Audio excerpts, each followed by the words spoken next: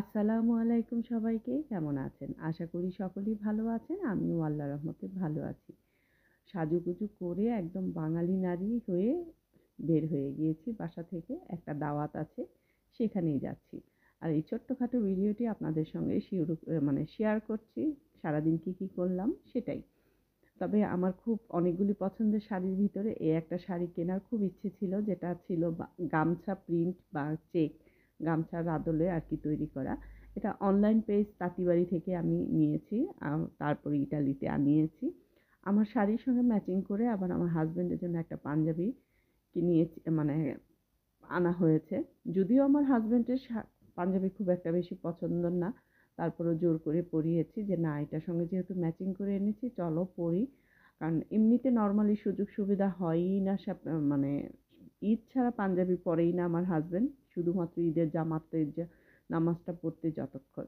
আজকের আকাশটা না এত চমৎকার, এত চমৎকার, একেবারে আমার মনের মতো। সত্যি কথা যেটা, আমার কাছে খুব ভাল লাগে সাদা নীল।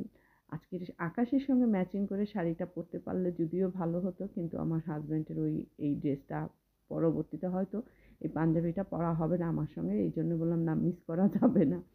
শাড়িটার সঙ্গে ম্যাচিং করে কিনেছি। আর শাড়িটা বললাম না, একদম গামছার আদলে তৈরি করা। এই তো হাঁটি হাঁটি পাপা বলবো না, চলে এসেছি। খাওয়া দাওয়াও শেষ, কিছুই বাসায় আসার পরে কিছুই শ্যুট করিনি। খাওয়া দাওয়া শেষ করে, দুপুরে খাওয়া দাওয়া শেষ করে আমরা একটু বের হয়েছি। আমাদের পাশের শহরেই তো গিয়েছি, ওইখানে একটু হালকা পাতলা আশেপাশে যে জায়গা আছে, খোলা জায়গা আছে, ওইখানে চলো যাই একটু হেঁটে আসি।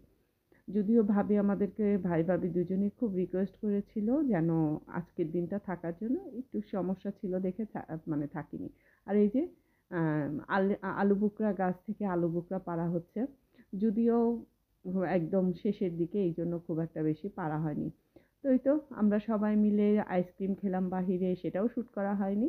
বাসায় এসে ফাতিহার জন্মদিনের কেকটা কাটা হচ্ছে। ভাবি কেকটা বাসায় বানিয়েছিল, অনেক মজা হয়েছে। আর খুব একটা বেশি আসলে আনন্দের ভিতরে থাকলে খুব একটা বেশি শ্যুট করা হয় না। আর সবাই মিলে খুব, দুইটা ফ্যামিলি মিলে খুব মজা করলাম, সুন্দর একটা সময় পার করলাম। অনেকদিন পর আসলে এরকম একটা সময় পার করলাম। ভালো লাগে মাঝে মাঝে এরকম গেট টুগেদারগুলো, আমার কাছে তো খুবই ভালো লাগে। আপনাদের কাছে কেমন লেগেছে সেটাই কমেন্ট করে জানাবেন। আর বললাম না, ছোট্ট করে ভিডিওটা আপনাদের সঙ্গে শেয়ার করছি। আর ফাতিহার জন্য সবাই দোয়া করবেন, ওর যেন খুব একজন ভালো মানুষ হয়, সুন্দর ওর জীবনটা গড়ে ওঠে।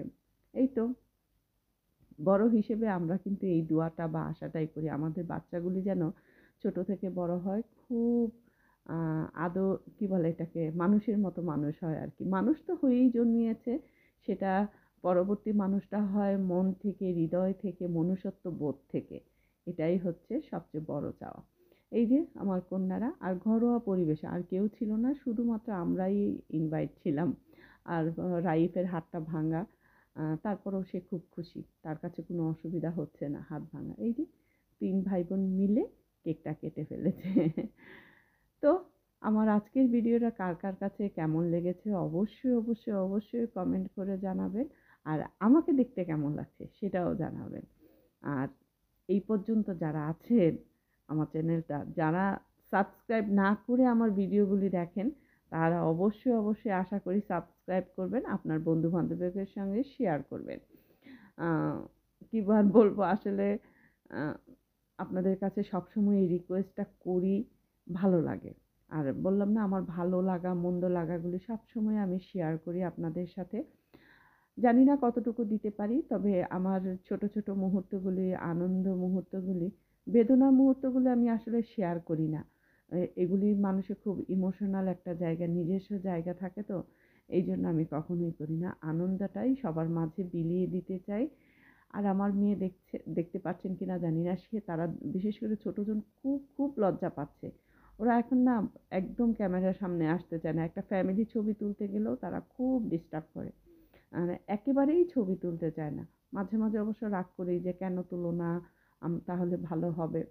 তো যাই হোক, ভিডিও শেষের দিকে আপনাদের কাছে বিদায় নিব। আল্লাহ হাফেজ সবাইকে, ভালো থাকবেন।